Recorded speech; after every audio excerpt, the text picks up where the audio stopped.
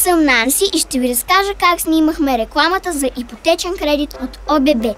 Големия ден започна ужасно рано сутринта на плажа в Бургас.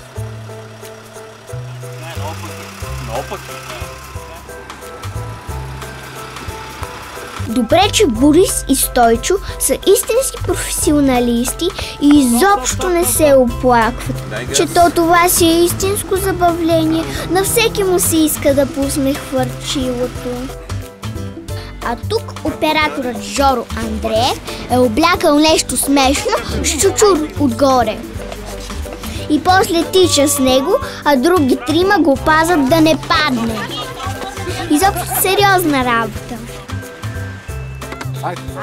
Сега екипът записва репликите на Борис, а това рожево нещо, дето виси отгоре, му казват лисица, а всъщност е микрофон.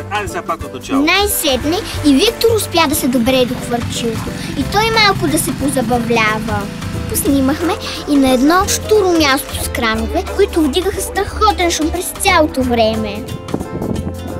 В ранния следобед се пренасяме на една малка уличка в Пловдив, където снимаме двете приятелки Ивона и Златка. И тук пада страхотна игра, надуване на сапунени балони. И пак всички големи от екипа искат да участват. Много им се играе на тези хора, ей! Тук се изкачваме на едно високо тепе, за да направим снимки на красивия град. Ето и Златка. Каква голяма фурия! Как да не им кажеш браво на тези малки актриси?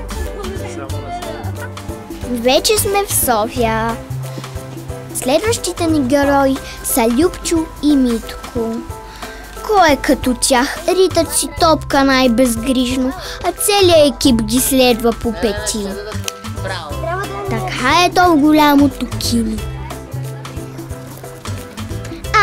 Ето ме и мен.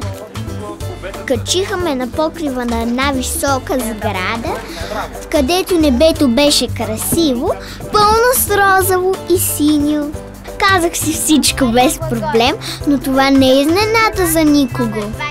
Ето сами виждате как ми се радва режисьор. И после се стъмни много и дойде ред за сценката в таксито. Обаче вътре нямаше място за оператора.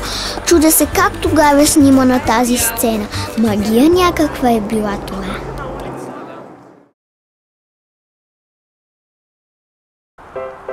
Калиян Димитров, квартал Лазур, блок 15, вход Г. Златка Петрова, улица Марица, етаж 3, по средата апартамент.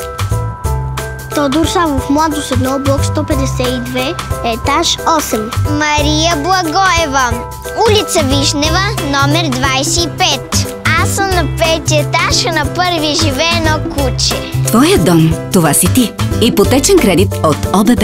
Улица Стар Самуил, Орехова гора 76.